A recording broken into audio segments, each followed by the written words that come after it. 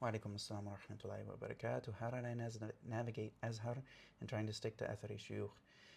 Azhar is a big community of people, and the classes and university are not imperative that you actually go and sit in every single one of these classes. You don't have to sit in the class. So if there's someone who isn't, or is someone who's calling to bid'ah, or there's someone who is teaching the Ash'ari Aqīdah and whatnot, I can sit elsewhere. There's no reason for me to have to sit in that class.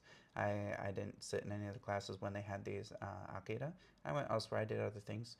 And most of the time, at the beginning of each semester, whenever there's a new class and there's new professors, I will go and sit in some of their classes and see what they are. Like, who are the professors? Am I going to benefit from them? And see how they talk about certain things. And someone who's like aware of the Aqīdah issues that will come up, they'll see how someone talks around certain issues, and they'll know where they stand pretty quickly, and they'll know if they're calling to bid'ah or not in in a short period of time.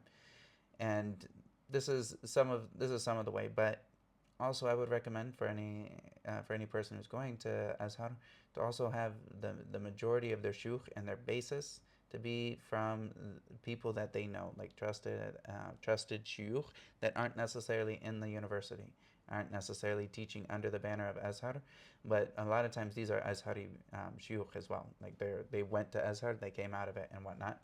And to go back to them always have, if you have any questions or anything, any concerns that arise and whatnot, that you have a Shaykh that you're going back to that's Azhari, that you can ask your questions to if there are issues that come up. And I even took some of my Aqīdah books from the Ash'ari.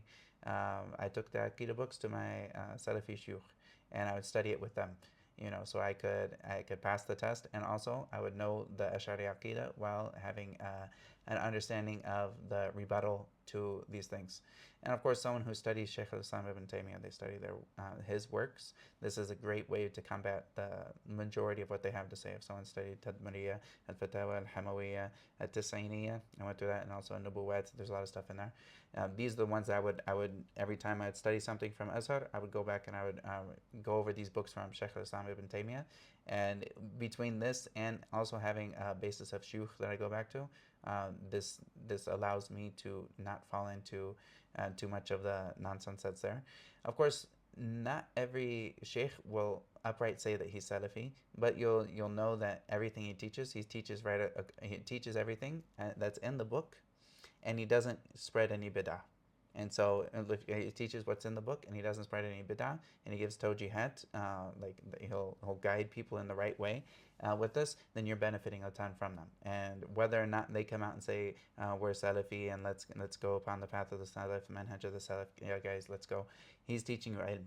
And so as long as they're not calling you to bid'ah and they're not putting these other things alongside of it, then you get a lot of benefit from them. And there's a ton of shuyūkh there. I don't know if they're Salafi or not, but they never called to bid'ah and they were beneficial. And this is someone you can benefit from.